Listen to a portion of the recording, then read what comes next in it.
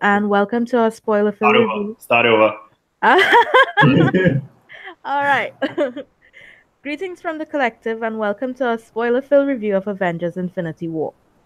Just a brief history of the collective. The collective was born out of a group discussion on Avengers Infinity War. We're a group of fangirl, fanboys, nerds, geeks, or whatever adjectives you want to apply to us. We are here to give you news, reviews, views, and everything movie, gaming, comic, cons, etc. related. We break it down, we build it up, we dissect, and basically help you understand what's what in the vast universe of entertainment that exists today. We pool our collective knowledge, pun intended, and bring it to you in video format, making it easier for you to stay up to date. So, as we all know, Marvel's 10-year anniversary brought us Infinity War. And yeah, we're just gonna dive right in, and I'm saying the words now. Spoilers, spoilers, spoilers. Ring a shame bell, make people know this is a spoiler-filled review. There's like zero way to review this movie. I feel like if you're one of these 6 people in the world that haven't seen Avengers, what are you waiting on? Like, the net is dark and full of spoilers. Very, very dark. And who wants to take the comic history of this Infinity Gauntlet, Infinity War? So I can do that. Yeah. The Infinity Wars in the comics is vastly different from the Infinity Wars that we see that Marvel has been building for 10 years. It's a fantastic asset, but I think trying to translate the themes of the Infinity War from the comics directly would have been, it wouldn't have been written well. So in the comic books, Thanos is 2 things you should know about him. He's a Titan, which means he's extremely naturally powerful from his race. And he was a mutant. Which we don't say that word in Marvel. That's a dirty word in MCU. Very dirty, unless Disney brings it home. Bring it home, Disney. Yeah. So he was a mutant Titan, and he was dubbed the Mad Titan on his home planet because he had radical beliefs and he was a bit insane and extremely overpowered. Now, the thing to note about Infinity Wars is Thanos wasn't motivated by some noble motivation that he had in the comics, but rather he was in love with the personification of death, who's a girl, and he wanted to get into her panties. And he thought that the best way to do that was to gather the Infinity Stone and destroy everything in the universe. No, I'm kind of sad that we didn't get that version of the story, because I think that in itself is a cool bit to tell. But we'll get down to the other. But they were smart, because if you notice, they referenced Hela in the movie as the goddess of death. And I feel like they've left the plot open where she can come back. Like, a lot of things that have been done in the last 10 years with death have been extremely calculated, having seen it in the wars. Okay. I didn't think about that. Hela was a badass villain. She was a badass villain. I was disappointed we didn't get more Hela in Ragnarok. So we don't have that, but we do have him having interesting motives nonetheless. And we see a very different type of villain for Marvel. Marvel has been accused over the past 10 years of having throwaway villains. And as a hardcore Marvel fangirl, it's always been disappointing that their savior villain was Loki. And we got a totally different. They upped the ante all the way with Thanos. I mean, it's rare that you find a villain, and this was a point my son raised, that the villain doesn't win. The villain never wins. That's why we got superheroes, and they brought a villain to life who you liked, even though it enraged you, you liked him. He was well developed, and he won. Yeah, pretty much. So much so that it feels like this is Thanos's film versus a group of superheroes. Yeah, it definitely wasn't an Avengers film. It was, here's Thanos, and he's a badass. I think Josh Brolin did an extremely good job of humanizing the character. There were moments when I doubted my motivations for hating him, because he's been written all of these years to be this fearsome creature. And then we have that scene with baby Gamora where you actually see him intrigued. He was intrigued by her spirit. He was intrigued by her tenacity to live, and that she was brave. And that started him being more human.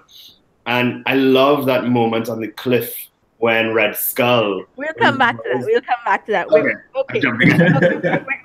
We're talking the villain. We're talking the villain for now. Yeah. We're going to the deaths next. We're going to the deaths next. But and he was well developed. And not only that, I think the badassery that was the animation of him, because he was such a graceful, moving villain. Like there was nothing awkward about this giant man who can kick Hulk's ass. Yeah. The Hulk fight, the Thanos versus Hulk fight. Now, in the comics, they've butted heads several times, and you saw a brief touch of that, but you saw the Hulk coming out all, Hulk smash, and then you saw Thanos. And what I loved about that scene was you didn't have Thanos just raging, fighting. It was calculated. Yeah. And Ebony Moore saying when one of the Black Order was coming up and going to intervene, he was like, no, let him have his fun. And you just got this feeling that, this is not going to end well for the Hulk. And instead of just raging, fighting, it was calculated. Each move was calculated. And he just took the Hulk down. I was kind of laughing at that scene because I had some friends like, yeah, Hulk is gonna destroy Thanos in the movie. I don't understand how they think like Thanos could be a big deal. I was like, nah, everybody is gonna get licked, proper cut ass. Even so much so I started to troll people and say, you know what, Hulk is gonna do really well. I think you're gonna enjoy Hulk in Avengers. And then they came back with a very sad look on their faces. Can we just stop for a minute and admire the annoyance that was Ebony Maw? Like we all know that boot-licking asshole. No. I loved him. I think he was the best developed of the Black Order. Even though we know we couldn't get everything we wanted, and we know that in the comics the Black Order is badass. I just loved his Shakespearean, theatrical, be grateful for you are being sacrificed for the might of Thanos. And he was just all dramatic. Like I knew police like that in school who would kiss just and then like, you went I mean, and his movements, and when you had the fights, he was just so fluid. I just adored him. I adored him. The telekinesis that I've seen in any franchise so far, outside of the cartoons, like the way that it was watching artistry and motion, Yeah, he was really fluid and beautiful.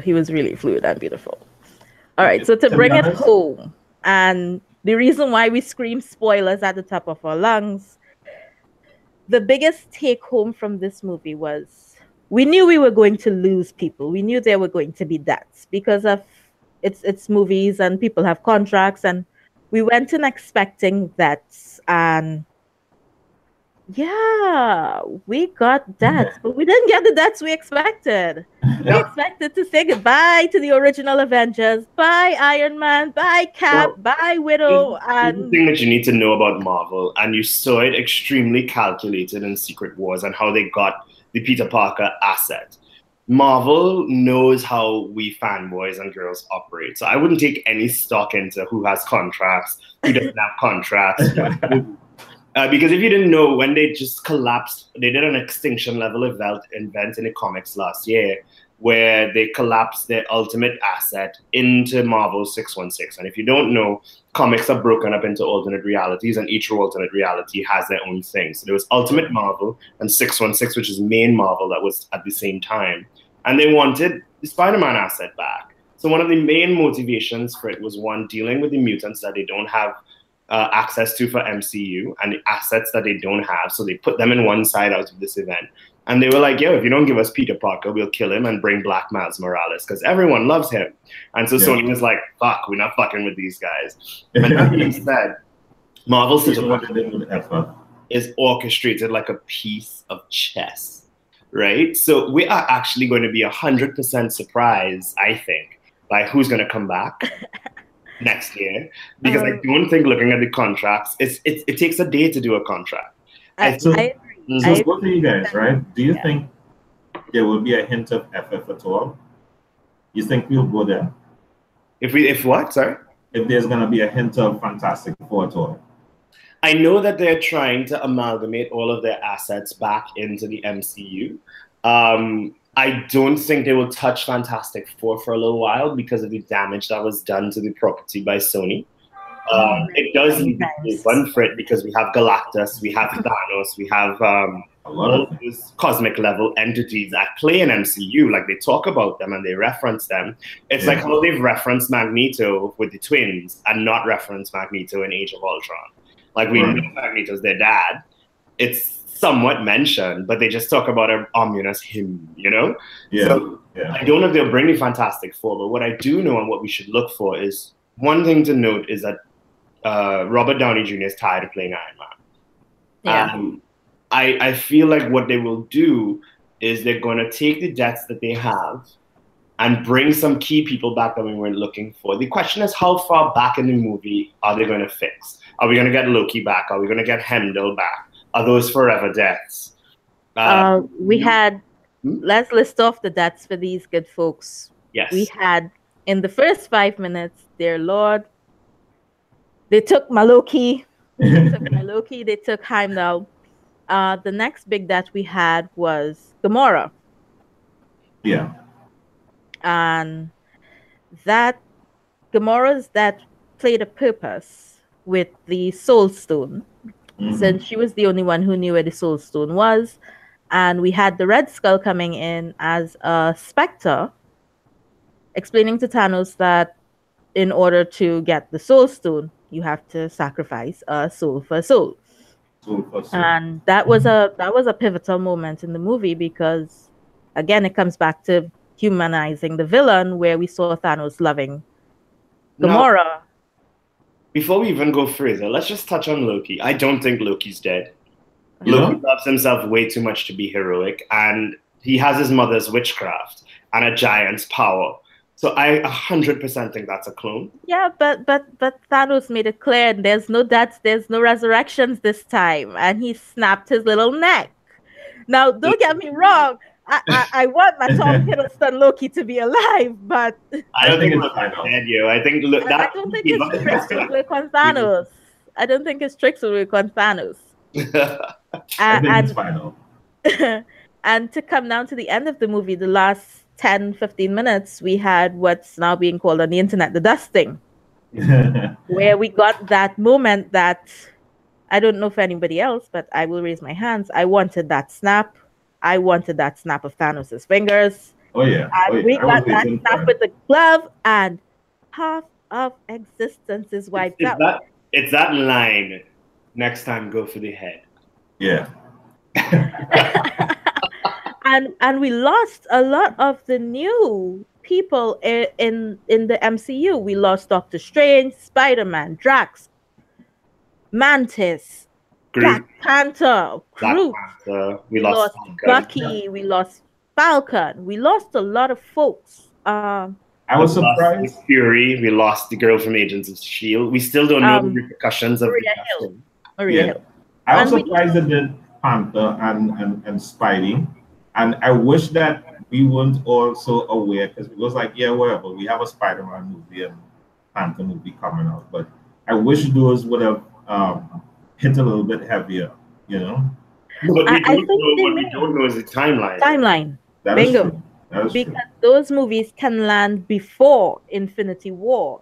Correct, like Ant-Man and Wasp is before the Infinity War. So because it's coming out after doesn't necessarily mean that it's going to be what I want after Infinity War. I want to see Tony come back and Pepper Potts is dusted. He's gonna lose his shit. Beautiful. I love the introduction of Tony Stark because we got some interesting byplay between Tony Stark and Doctor Strange, and we also got a lot of interesting character development and character arcs coming off from this movie. Did anybody else waited for an on-screen moment where they both said "no shit, Sherlock," or was it just me? Me. I think everybody wanted that, and the Russo brothers have explained that it would have been too obvious, but I wanted that moment. I What did it. That was so beautiful. They Benedict Cumberbatch was like, he didn't want to do that. It's too corny. He's like, why do it? But the byplay between them was really, really. Yeah, I think It was that stellar. was good. It was one of the most powerful pairings that we got. Yeah, and it was just a matter of arrogance. They're both supremely arrogant characters. Yeah. And to see their arrogance come into play and them having to check each other was I think very important for future films, especially with Benedict Cumberbatch. And I think also there is a setup for Tony to move into a mentorship role, because you saw while he was Iron Man, and I mean, they dropped a fucking moon on him and he still survived it. What Tony excelled at in this movie was creating mentorship with new heroes. And I think that's where they're going to position Iron Man going forward.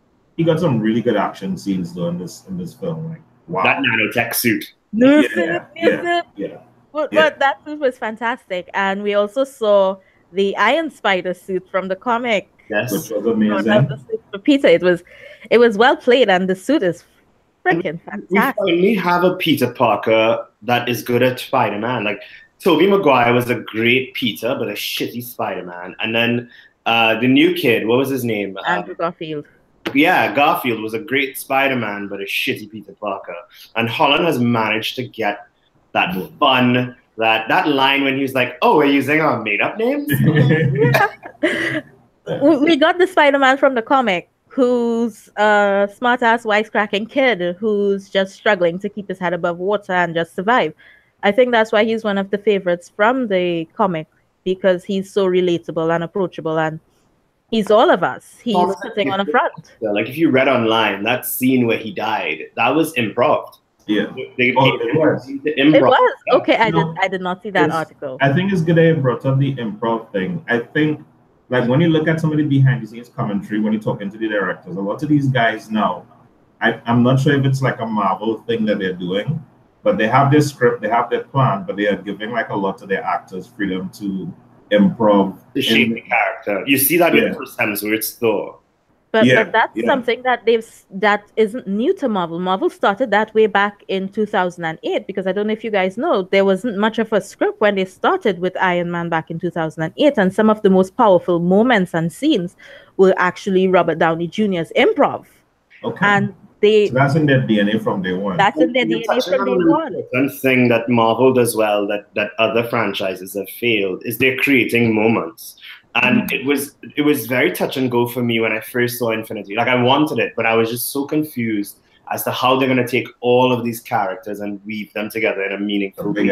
Especially with Black Panther. And they did it. They did it well because of creating those moments. I think because they know what the fans want. All praise to Kevin Feige for always standing true and staying firm to the fans and to that source material, because we know these characters. We love these characters.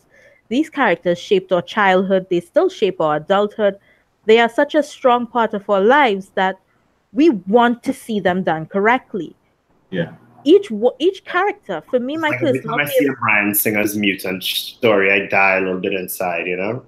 I am a huge Storm fan, and I am praying to all the gods, all 12, all of them, that the properties go back to Marvel, because Storm was one of the biggest characters of my childhood. There's a Trinity I love Storm called Abio Jackson. Can you just imagine Abio? I loved Storm from little girl, and the Halle Berry portrayal stuck a blade in my chest. And every time I think about it, it twists the knife. And Marvel decided that, you know what? We are taking a risk on our fans. We are going to believe that these characters, how they're written, how they're shaped, how they're developed on the pages of the comic, is what these fans want to see. And in taking that risk, they brought some of the best superheroes to the screen and to life. And even when you take them out their element. What makes it too, look at what they did with Thor's hammer. They took Jan Jabon, and then they took, which is Billy's hammer that was given to Billy, and then Billy's axe, and then they took the ultimate Thor's Mjolnir, and they merged them into something new that worked.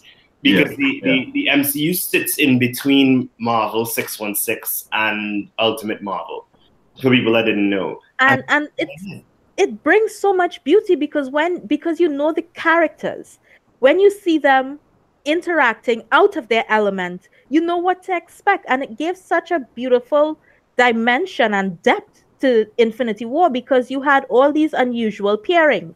You had Thor going off with Groot and Rocket, who he calls Tree and Rabbit, sorry. And you had Tony off there with the wizards.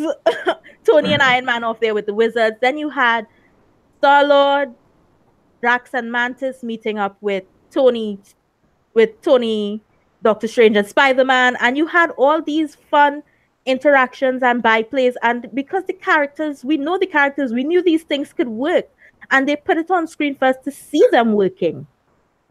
Yeah, and then there was also the cleverness of Marvel in understanding that they had to mix and match in unusual ways. So, for example, I think that pairing of Thor, Peter Dinklage, and Bradley Cooper was. Oh, can we please talk about Materion? So I admit it, no shame in the game. Who went in looking for a little tiny dude running around, and then you saw this giant dwarf, and you heard the voice. I think that was brilliant on the Russo brothers' part because everybody knew he was in the movie. Everybody knew he had a considerable role in the movie, an important role. We knew. We knew he was the dwarf, but we weren't expecting the dwarf. I think what was interesting about it is that Dinklage, he doesn't like to play anything that plays to what he actually looks like.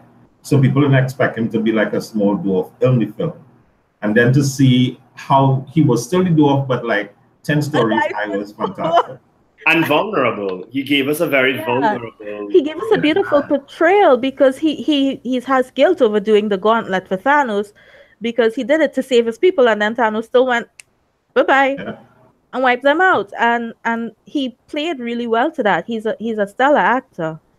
But it was fab for me to see him as a 9-foot dwarf. I heard the voice and then I looked up and I'm like, oh, I love this moment. Talking about meaningful adaptations, what they've done with Shuri and Wakanda, they've not made Wakanda a token. And it's so easy to do. But they made Wakanda a force to be reckoned with. And the fact that Shuri, for all intents and purposes, is the smartest person in MCU is very telling. It was beautiful how she just went, and she's like, why didn't you all do it like this? And Bruce is there like, I'm super smart. I got a ton of PhDs and masters and shit. And Tony's a freaking genius. And wait. Okay, so we didn't think about that. It was a beautiful moment showcasing her intellect because in the comics she's brilliant. In the comic book ranking, I think as it stands right now, the smartest person in the comic rankings is Lunala, Moon Girl, right? Who is an Inhuman, and then right under Lunala is Mr. Fantastic, then Amadeus Cho, then Tony Stark. And then Shuri, and then Black Panther, because T'Challa is actually very intelligent in the books. But there's a black young girl who's now the smartest person in Marvel. She's so smart that the Kree was like, "You need to kill that bitch." but they've taken, and I hope this comic storyline does come up for Shuri because in the comic at periods in time she's taken on the mantle of Black Panther. Yeah, when she found We've seen her with her little gloves and stuff and doing her own thing. To be honest, I'm actually not. I don't want to go there yet. If it opens up the door for T'Challa, King of the Dead, sure. But otherwise, I think I'm okay with her not being Black Panther for a while. I think we need more representation of women. I think we need more, even with Captain Marvel on the horizon and Wonder Woman coming out and absolutely slaying. I think it's been a long while in coming that our female characters or superhero characters, they need to step up. We've seen them as supporting roles, but Which I get, but I think what I love with Okoye and Dora. Shuri is the fact that T'Challa defers to them. He might be Yeah. king, and he might be Black Panther, but Okoye does what he has to be enhanced to do naturally. That's his general. Yeah, and she is badass. General. And then the fact that Shuri is the reason that he defers to her. If you notice that whole setup, he defers to his women.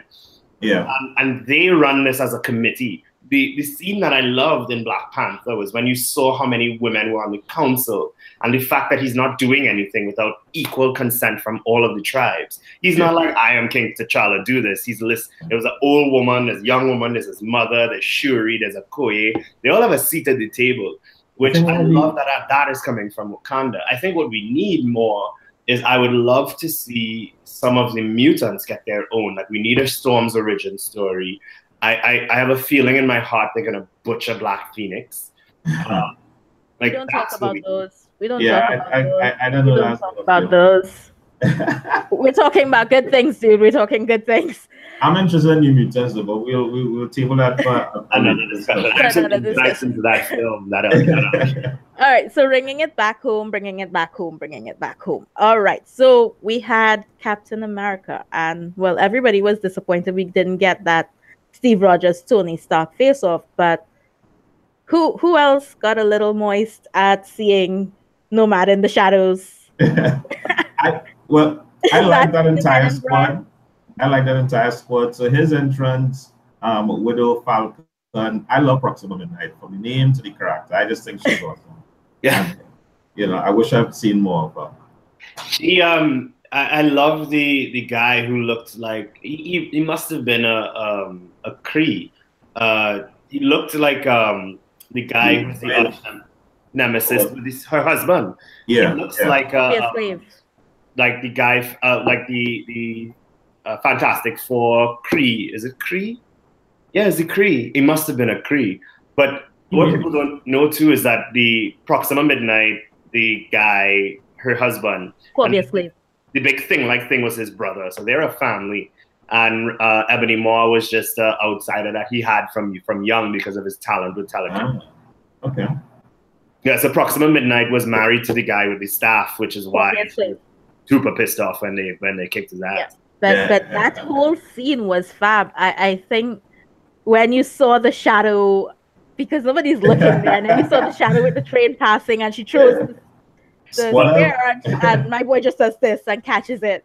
The whole theater went mad. The Easter egg that they put in with Wanda Maximoff and the potential to have her bring the mutants into existence.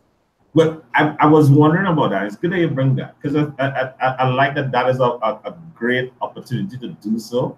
So I'm just waiting to see what they do with the next book. And to explain this, there is a story arc in the comics called House of M, and in it, so let's backtrack a little bit with the Maximoff twins. The Maximoff twins were children of Magneto, and on their own, they had genetic potential to be energy-wielding mutants, similar to their father, just like Polaris is. And they're all siblings, Polaris, Scarlet Witch, and Peter Maximoff, Quicksilver. What happened with the twins is their mother ran away from Magneto and ended up with the High Evolutionary in Wondergo. And Wondergo is a place where science and magic are perfectly balanced.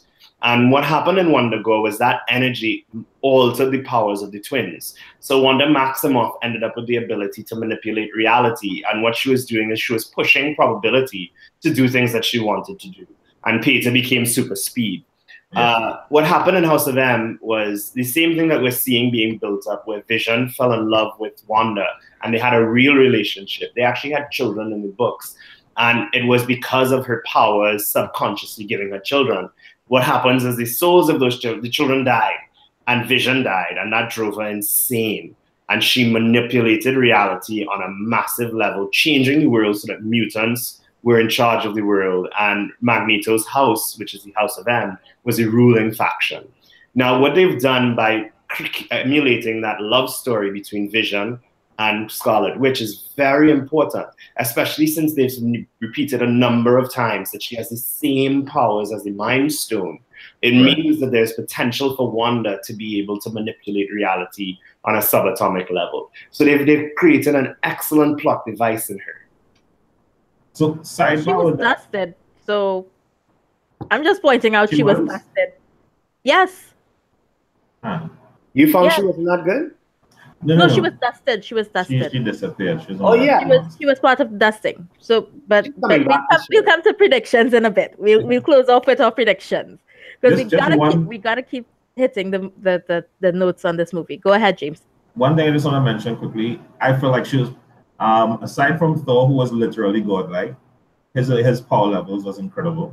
I was surprised at how much power they gave Wanda. Like he was saying, like she's like basically the mind gem in terms of what she's able to do. Yes, when with the big fight scene in Wakanda, yeah, she was upstairs with Vision, and the fight was going okay, and then they dropped these big wheel-like things that were taking over the field, and our heroes were kind of being, well, they were getting their ass handed to them, and then she came down and she drops down and she's like, bam! Wrecked.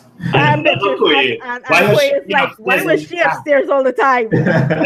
so you saw her power growing, and you saw the potential that they can unleash with her later on. And because with all the deaths, we know that there's going to be obviously some resurrections. It's how vulnerable Elizabeth Olsen has made this character. And Elizabeth is the youngest sister of the Olsen twins. And I think she's the best actress in that family. Yeah, she's the baby sister. Wow. Yes. Okay, her family doesn't age well. Oh boy. Well, I mean, yeah. Right. So going back, Elizabeth Olsen. So I think her Scarlet Witch is very powerful. I think the love triangle between Cap, Widow, and Hulk is going to be very interesting when that plays out. Oh my God. So, yeah, there's a current raging debate whether Cap and Nat are involved, which brought Falcons. I am Helen Keller. Like I'm blind and deaf, darling. which some people took Falcon's statement, "Oh, this is going to be awkward when Bruce returns," to mean that they were in a relationship. And well, obviously, because in the events of Age of Ultron, Bruce and Nat were developing a little some. So, not developing. Psychos. She's the only person that can control the Hulk. Wasn't Cap with Sharon Carter? That was at the end of Civil War. They were kind of tension between him and Widow. But in the comic, there's a storyline where Cap and Nat have a son. Well, not only that. I mean, you're on the run from the government, sharing close quarters for all that time, and innate 2 years, because it's been 2 years since the Civil War and the Sokovia Accord and all of that. So yeah. It's been 2 years. So the three of you versus the world for 3 years. Thank you for that, Ian. Thank you. But, how that bomb develops. I think it's interesting the juxtaposition of Hulk not wanting to participate in the battle. Yeah, that's something we need to address, because aside from the Asgardian ship, we don't see Hulk again. So the Russo brothers actually made a comment on that, and I think most of us would think that Hulk was just afraid because he got his ass cut, but they were saying that it was a situation where Hulk was tired of saving Bruce. So he was like, "Look, I'm done. I'm out of this fight. You handle your business." Especially but that is true. Long on Planet Hulk. This is what they said. That is their notes from the. What I think. I saw that note as well, but I disagree. I think, and we have to remember that we're going to get a lot of misdirection. But I think that it's more than him getting his ass handed to him. It's more than him not wanting to save Bruce. It's a struggle that was alluded to way back in Age of Ultron, where Bruce was getting tired of Hulk and they were struggling. And then you saw it again in Thor Ragnarok, where they had this struggle, and Bruce is essentially tired of the Hulk, and the Hulk is tired of being used. And they were alluding to that for a while, that there's a struggle between them. So it may go deeper than that. No, they weren't saying he was afraid. They're saying that it was what you're talking about, the struggle. They cancel that thought about him being afraid. I feel like there's a lot of tropes. Like we all make the assumption that that Hulk is simple, and he's not simple at all. No. I think he had a lot of freedom on planet. He lived on a planet where he was loved. He was loved. He was worshipped. He was revered. Versus being a bane of destruction on Earth. Yeah, and then to go back to Earth, to get his ass handed to him, to see his friends die, because he actually had friends in the Asgardians who were murdered brutally by Thanos, and he was not able to help them after being their protector. There's a lot of that going on, and while he might not be the best communicator and he doesn't have a large intellect, he's not simple. The Hulk is an emotionally complex being because he's driven by rage. And if there's no rage, if there's just sadness, he's not going to come out. Exactly. So I think it's a lot deeper than just him not wanting to save Bruce. I think we will get more of that come part 4, which is 1 year off. Screw you, Marvel. Yeah, there's going to be a showdown, a reckoning between Thor and between Hulk and Thanos, 100%. I think in the next movie, they've written it for that. Okay, let's talk about some of them, and I feel it has to do with Black Widow. Probably. She's a key. Let's talk about some of the visual effects. Now I am a huge fangirl. I love my Marvel, but my core hero, my favorite superhero is Batman, and I'm a DC girl in that respect. I want him done right. I'm sorry. Give me him done right. Give me my detective. But a lot of criticism is held to DC in terms of their visual effects, in terms of everything always being so dark. And the comparison I'm looking at today is that even with a cosmic scale universe ending and having very dark scenes, Marvel still kept a lot of light in terms of their color choices, in terms of how their camera shots were set up. The fact that they could actually light black people.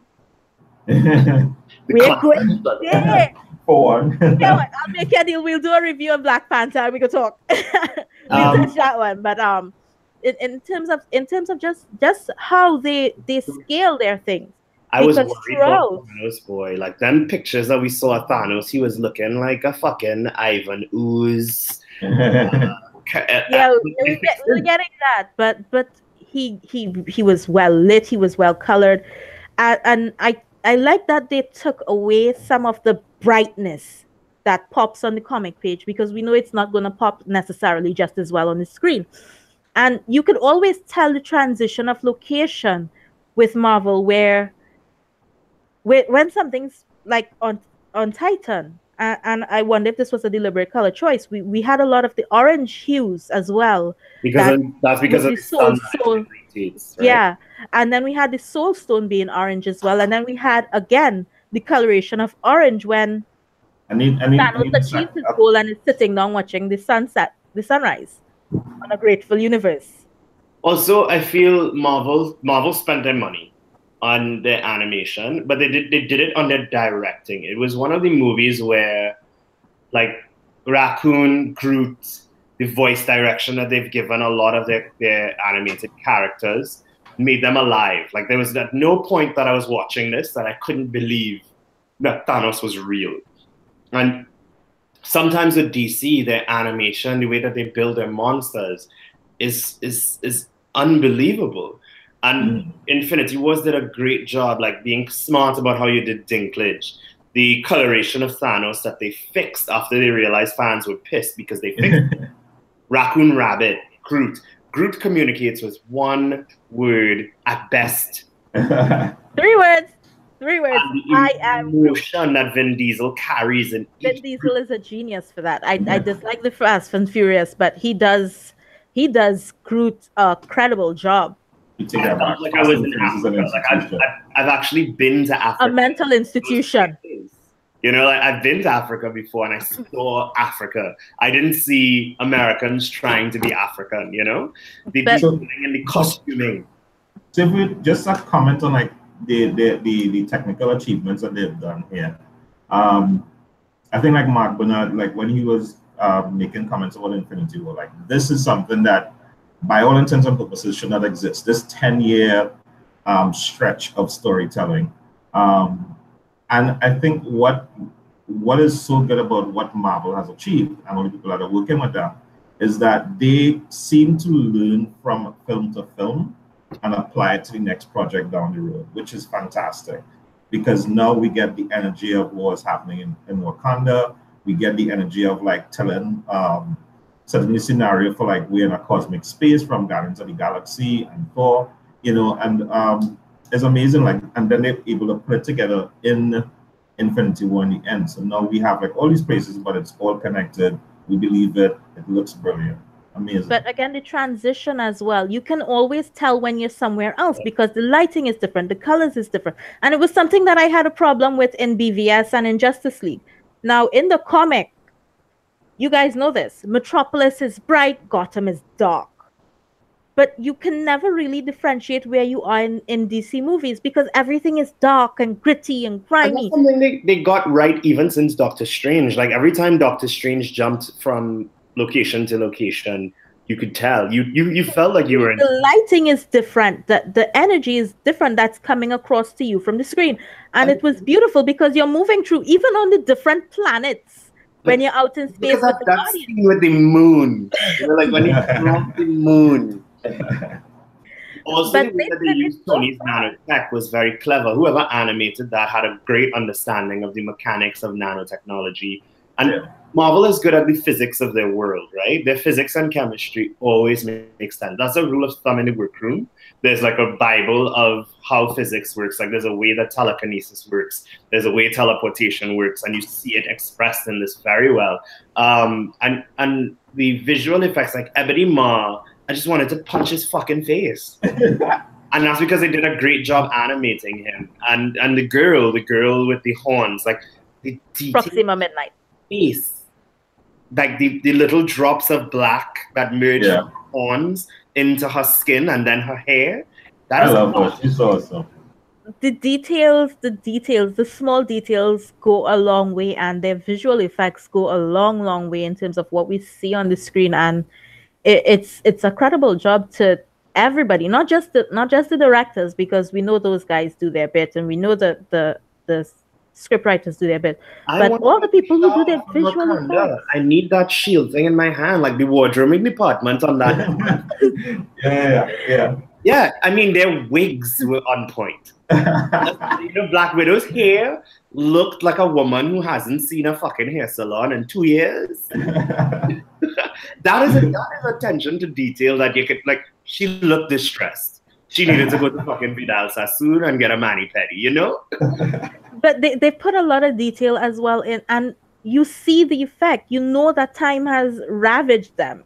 Mm-hmm. I mean, aside from the scruff on Steve Rogers being just hella fine, I mean, you can tell he's ragged. He's been on the run for 2 years. Back his eye. Yeah. Oh my god, that was beautiful. Mm-hmm. That was beautiful. We got him back. On Rocket. Oh my god, Rocket is adorable. I think a lot of people underestimate how deep his character is, and you see that fucker like steal Bucky's arm.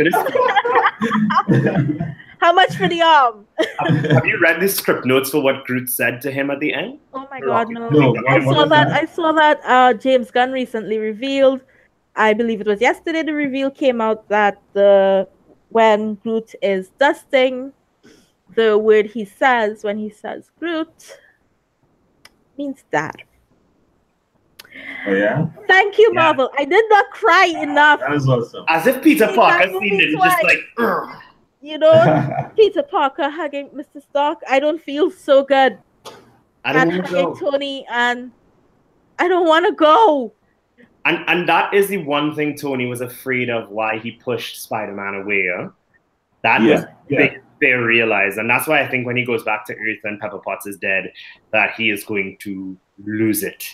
He already feels responsible for his fighting. Because there's a throwback when you go to the starting of the movie, when you first run into Tony and Pepper, he's discussing with her a dream where he dreams they have a child. And a lot of people don't realize this, but this is an Easter egg as well. The name that they give the child is actually a throwback to the comics, and it's one of Peter's enemies. So I'm very curious to see where they go with that. But it was one of Tony's annoying cousins that kept showing up in the comics, trying to take over Stark Industries. So that's very interesting. I don't know if that's intentional or just random, but probably just a little Easter egg for us. But yeah, it was beautiful, and we knew that when you go all the way back to Avengers 1, and then when you had Age of Ultron, Avengers 2, it's very Tony centric in terms of Tony was the one who went up with the nuclear device to the Chitauri, to the home world, and he saw what was happening. And then in Age of Ultron, where Scarlet Witch did her little do on his brain, you saw his true vulnerability and what he is most afraid of, which is those he loves dying. And now when you come to Infinity War, it's still very much a Tony show. Even though everybody gets their moment to shine, his biggest fear has come to pass. And also we have to take a moment to understand that in this infinite universe that we live in, and Thanos only kills on a planetary level, for him to be like, "Hey Tony, what's up, nigga?" means that Tony is not... I too am cursed with knowledge. Yeah. And that means he knows Tony and he assessed Tony as a threat. And that says a lot. And that Tony is one of the few survivors. Yeah. I mean, Cap has always been the basic bitch of Marvel, you know? He's the Superman of Marvel. The Boy Scout to do the right thing, dude. He's more like the Green Lantern. Sure. Oh, no, dude. You did not go there. But again, it brings home the deaths that we saw in this movie, because everybody went in expecting the original 6 to die. Yeah, we are 6 for 9. And what are your predictions for who's going to stay dead and who's coming back? We aren't going there. We'll do that as a wrap up, because I'm still reeling. I saw the movie the first time. James and I had a little tete-a-tete outside after. And I went in late in the afternoon to see it again with Tracy Prime.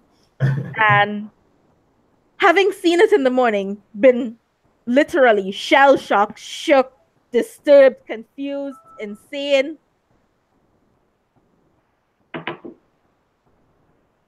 I needed wine for the second viewing.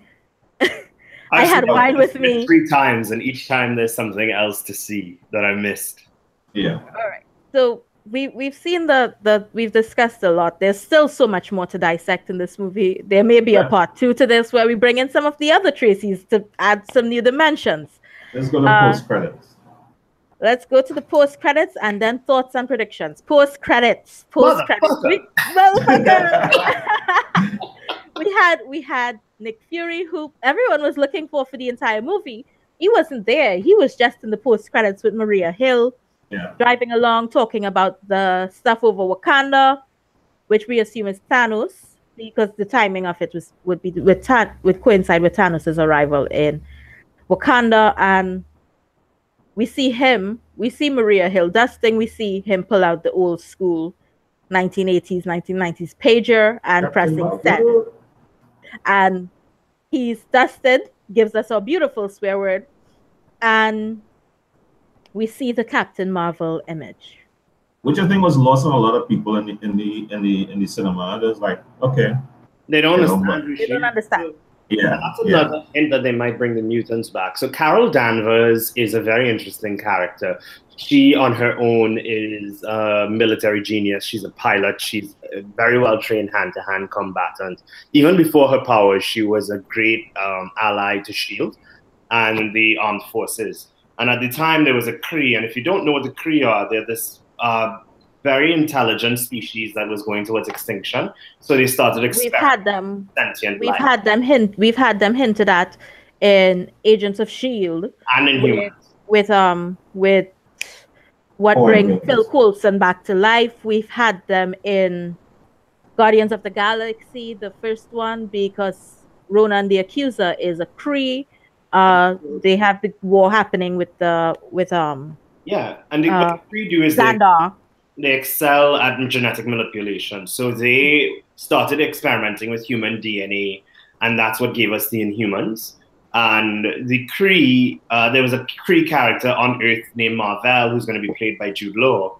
and there's an event that happens that forces Marvel and Carol to be irradiated and his powers passing on to her. And the adaptation of the Kree DNA and the Kree powers in a human form created a superpowered being by the name of Carol Danvers, and who became Captain Marvel in a throat to Marvel. And what she is, she's overpowered. I don't know what powers are going to stay into the film, but she's able to fly. She has super strength. She's invulnerable. She has a form called binary, which jumpstarts all of her powers. She's able to absorb energy and redirect energy through energy blast, and she's also super intelligent. Why this is another stroke to the mutants is because Carol Danvers is the reason why Rogue, as we know her in the comics in the 90s and in the cartoon, has her powers as she absorbed them from Captain Marvel and held on to her a little too long, and she put her in a coma. And that's what gave Rogue her invulnerability and flight, because that was all I was able to pass into her.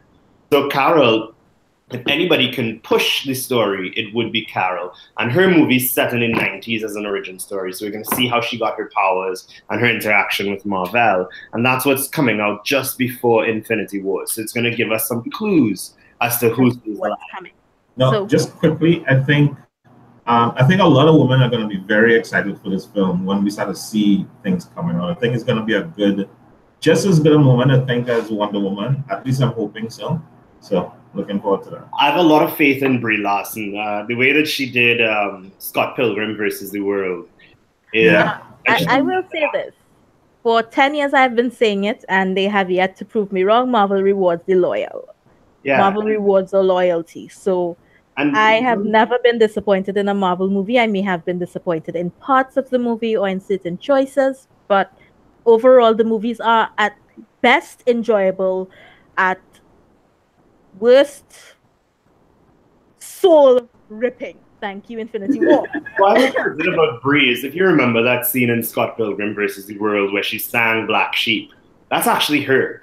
She recorded Black Sheep with Metric, and she insisted that she sang that move. She told the director, she's like, I can sing, I'm a trained singer, I'm singing that fucking song, you know. Yeah. And it added so much more to the show. So I just want to see what else she's bringing to this. Because Brie is one of those actresses that gets involved in the direction and creation. Yes, you've seen a lot of pictures of her reading the comic book. So, and it's something that Marvel's characters, their actors do as well. They do a lot of research. They do a lot of research in the comics into what their character is, who their character is, the storylines, what they need to bring in terms of gravitas, in terms of humor, in terms of everything to shape the character onto the screen. Yeah, you saw that in The Gifted as well, and not just the showrunners also do that. Like in The Gifted, there was a lot of concern over Polaris not having green hair. If you haven't watched The Gifted, check it out. It's a brilliant trope to the mutants, and it's also in MCU. And Polaris, what they did is they rewrote Polaris very early in the episodes to have her hair black because she was hiding, and then she went to jail, and slowly the actress's roots started turning green until she ended up with green hair. And that was because the fans were just like, put a green wig on that bitch. We've already seen what you fucking done to Medusa. We are not touching Inhumans. We are not touching Inhumans. So to wrap this up and to bring it home, let's take it one at a time. Hopes, predictions, ideas for part 4, because we have a year to go. So we have a year of speculation. So we'll be continuing this speculation as more details arrive, with Ant-Man and the Wasp coming out in June. Then over in March next year, we have Captain Marvel before we get answers for Infinity Wars. So James, take us away. What do you think? What do you expect? What do you hope for Infinity War Part 4, Avengers Part 4? They didn't give us no name yet, mean bastards, because they know what we're going to do. For me, I have full faith in what they're going to do at this point. I'm looking forward to possible scenes of Ant-Man going into the Soul Gem, and we have maybe a Soul World exploration because of what happens in the Ant-Man film. I'm looking forward to Captain Marvel just being a total badass, and for the deaths that we should have gotten in the first part happening in the second part. I'm excited. I'm just waiting to see what they do. Ian. I would like. I mean, the obvious comebacks are going to be the kids from Guardians of the Galaxy. They're coming back for sure. We're going to get Benedict back. Spider-Man is going to come back, and T'Challa. What I want, and this is just from driving the plot into the next phase of MCU. I really want Tony to be able to retire and have his kid. And he deserves it. I think the character deserves that much. And having him being able to come back and forth, I think would be great. I want to see the introduction of Ironheart. They are looking at bringing more women into mainstream Marvel Cinematic Universe, and I think passing the Iron Man mantle onto Riri and casting her as Rihanna, I think would just be fucking brilliant. We'll send a note to Kevin Feige. Yeah, she can act better than she can sing. So why not bring Rihanna and make her into Ironheart? That's what I want to see ending it up. I would love to see Thor reconcile and get Loki back. We need to see what happened to Thor's girlfriend. Like, where's this bitch? Did she die? And then I have some unresolved feelings about Peter Quill that they need to address. It's interesting costing us the gauntlet. I think it's interesting to see that his human side is what betrayed the universe. It wasn't the alien part of him. It was his humanity that well, my son pointed out the hypocrisy yesterday of him telling Drax to control his emotions and to keep calm and to wait until Thanos gets the stone and everything. And then when they had the chance to save the universe by getting the gauntlet away from Thanos, you cost them that. So yeah. Also, just to sidetrack, does anyone else notice that Drax is autistic as fuck? Yes. Yeah. It's been pointed out since the first Guardians movie, and he's become something of an icon in terms of a character who autistic children can look up to. And he's started to do Dave Bautista has actually started to do a lot of work with autistic children and going to see the kids dressed as Drax and stuff because it's something they can relate to. Which is something fantastic about the Marvel Universe that I must say, their heroes do not live on screen alone. They exist among us, and they do a lot of good work out there, which we'll probably do in a separate chat. But I'm excited to see the resolution, and it can go anywhere. I think I know that Nebula is gonna get that gauntlet at some point, and that's when the real fucking shit is gonna happen because she's the psychotic bitch. She's psycho. For me, I do have a lot of hope where Nebula is concerned because I love Karen Gillian, Hoovian over here too, and she's been hella fucking fantastic as Nebula. But the loss of Gamora, when Gamora saved her, which is a plot device from before where she talked about how Gamora would always escape and leave her being tortured and stuff, and now the last time that she sees Gamora actually saves her from being tortured. So there's that to come into play. We saw the Infinity Gauntlet being destroyed, but we still go back across and there's the mold for it up with Is it destroyed? Is it destroyed? Yes, it was very mangled and stuff after the snap.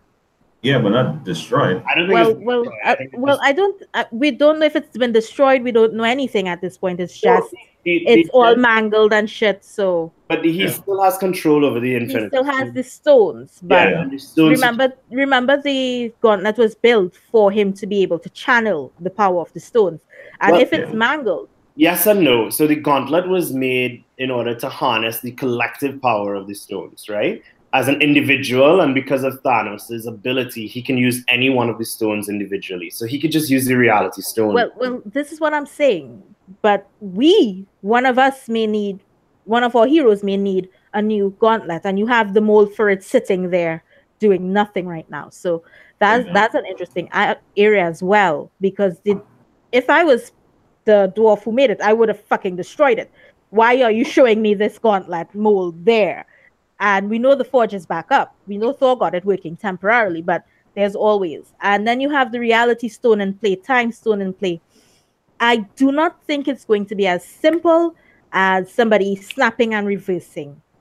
But I do think that the soul stone is going to play a major role because we know Gamora is inside of the soul stone. And we know from the comic that people within the soul stone can affect certain things happening. You have the soul world, you have all these things. So I think that's going to be a big thing. Well, in terms of deaths and resurrections, though, I'm not going to hang my heart and say, all these guys are going, all these guys are coming back. I think they may surprise us again because we went in expecting one thing and they gave us something entirely different.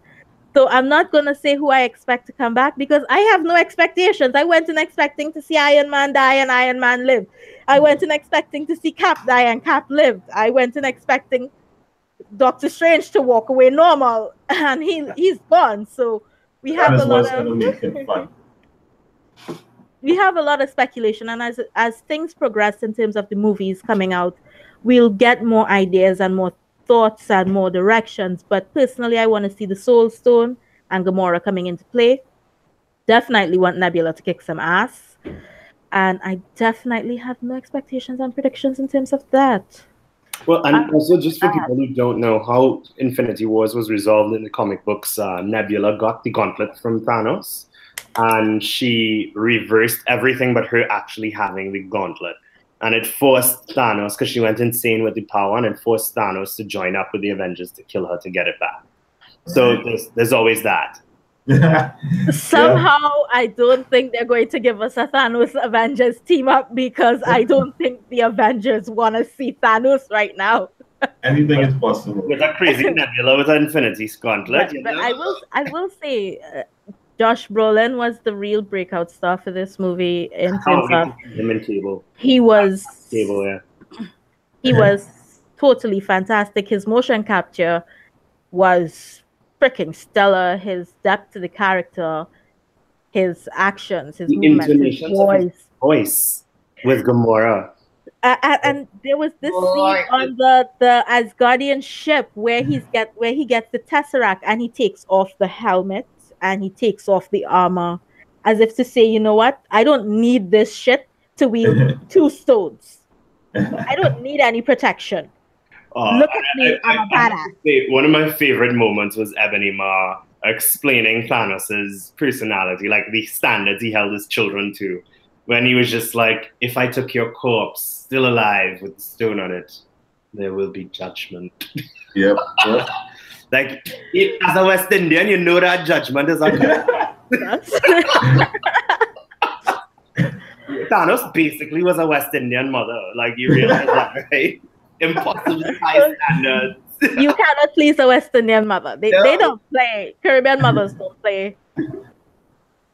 My grandmother always said, do good maras, you're wrong, do bad maras, you're still wrong, do bad maras. One time, my mother was a pelter, so I didn't do anything, I just ran. And we know that Nick Fury is the outside man. But so this was good, guys. Yeah. Yeah, we will do it again, but thank you all for watching. I'm Slut Tracy. Blue Tracy. Fangirl Tracy, and you all will see us again soon. We promise to do these more often. We promise to come back to Infinity Wars because there's a hell of a lot of stuff we didn't unpack. And we have Deadpool coming out on May 18th. We have Solo coming out on May 25th. And then we have Ant-Man in July. Yeah. Definitely a Star Wars fan. All right, guys. All right, it's been good. We'll see you guys soon. Bye. Bye.